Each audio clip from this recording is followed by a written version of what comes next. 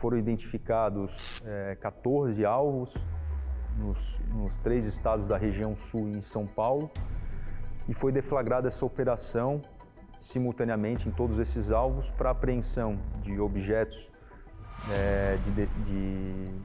de parafernália nazista para divulgação do nazismo, armas de fogo, haja vista terem sido identificados alguns dos investigados possuíam ilegalmente armas de fogo, e também os seus computadores e aparelhos celulares para prosseguimento e individualização da conduta desses indivíduos. Não só se inspiram muito em grupos internacionais, mas constantemente buscam esse contato, e também verificamos a presença de células desses grupos internacionais já sediadas e dotadas de certa autonomia em solo catarinense e em solo brasileiro. Criada através de um decreto estadual em março de 2022, a Delegacia de Repressão ao Racismo e a Delitos de Intolerância possui, além do delegado Arthur Lopes, outros 3 policiais civis empenhados nas investigações.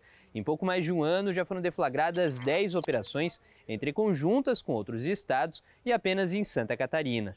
Ao todo, já foram 40 mandados de busca e apreensão, 17 mandados de prisão e 19 indiciamentos envolvendo esses grupos extremistas. No dia 18 de outubro do ano passado, 6 integrantes de uma célula neonazista foram presos por fabricar armas de fogo em impressoras 3D. Um mês depois, no dia 14 de novembro, a Polícia Civil interrompeu um encontro realizado de maneira anual em São Pedro de Alcântara. Foram 8 presos, 2 deles já envolvidos em crimes de homicídio por intolerância. Na segunda fase da operação, realizada no dia 11 de julho deste ano, uma mulher, esposa de um dos investigados, foi presa por receber a tiros a Polícia Civil. Ninguém ficou ferido. Segundo dados apurados pela antropóloga Adriana Dias, uma das principais referências no assunto e responsável pelo catálogo de células neonazistas de 3 a 40 integrantes, totalizando mais de 5.000 extremistas, há 8 anos atrás eram apenas 72 células em todo o país. 6 anos depois, em 2021, 530 células foram identificadas. E em 2022, esse número mais do que dobrou, com 1.117 espalhadas pelo Brasil. São mais de 298 cidades com a presença das células neonazistas, 22 estados e no Distrito Federal. A maior concentração é em Santa Catarina, com cerca de 320 células. E Blumenau é a segunda cidade em todo o país com o maior número, 63 células, perdendo apenas para São Paulo, capital.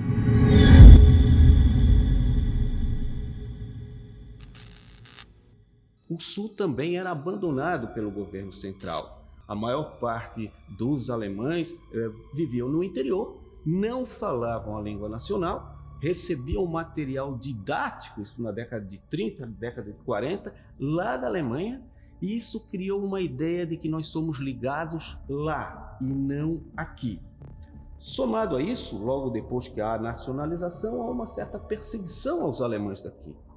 Então há uma ideia de mágoa que nós não pertencemos, então há um reforço dessa ideia de que nós somos diferentes, mas nós somos melhores, nós somos um modelo de Estado mais perfeito, de que o Sul sempre foi visto como algo não importante, que ele nunca recebeu a parte que lhe cabia, um discurso que não é simplesmente a expressão de um pensamento, é uma proposta de eliminação do outro, é um chamamento à violência, é um chamamento a dizer esse é bom, esse não é, esse merece serviço, aquele não merece.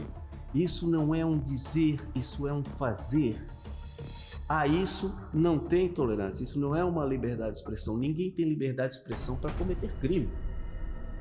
No Telegram, que é o principal canal de troca de mensagens entre esses grupos, na barra de pesquisa dá para encontrar diversos chats com centenas de participantes.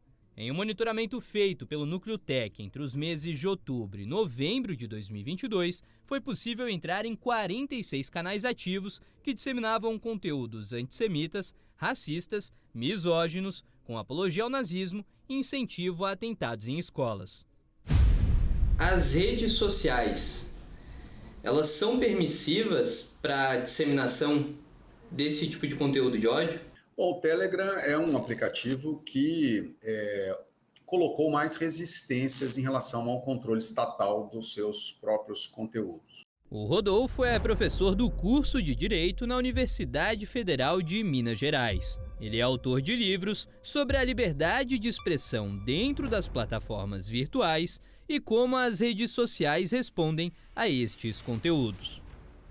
Então, diferentemente de WhatsApp, que era muito utilizado, mas que faz parte do grupo Meta, e que, por outras circunstâncias, também acabou gerando uma necessidade maior de controle, o Telegram acabou, por uma política interna dele, uma visão de mundo do Telegram, entendendo que deveria ter menos controle, e muitas vezes também, segundo argumentos do Telegram, por questões intrínsecas ao próprio sistema de criptografia, ao próprio sistema de proteção. Mas, sem sombra de dúvida, é porque o Telegram é um aplicativo, é uma rede social que é mais resistente, se tornou mais resistente ao controle externo. Fabricar, comercializar, distribuir ou veicular símbolos, emblemas, orçamentos distintivos ou propaganda que utilizem a cruz suástica ou gamada para fins de divulgação do nazismo é crime, tá? Reclusão de 2 a 5 anos e multa. A nossa equipe de reportagem teve acesso a 9 canais. Aqui, em uma das mensagens, um administrador ressalta a importância da ocupação nas mídias sociais, usando vídeos, publicações e outras divulgações para, segundo ele, salvar crianças e jovens dos inimigos.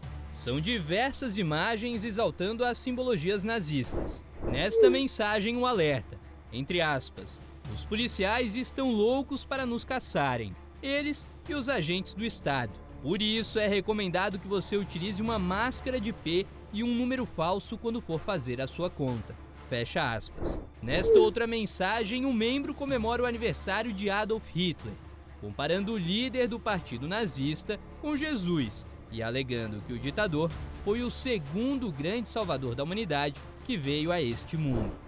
Armas para o Sul, violência forma caráter, lealdade e violência moldam os homens.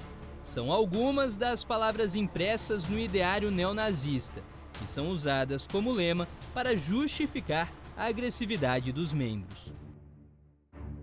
Deve voltar a ser discutido em Brasília, agora que o retorno do recesso parlamentar acabou, o projeto de lei das fake news, que responsabiliza as plataformas digitais pelas divulgações de conteúdos falsos, antidemocráticos e que estimulem a violência.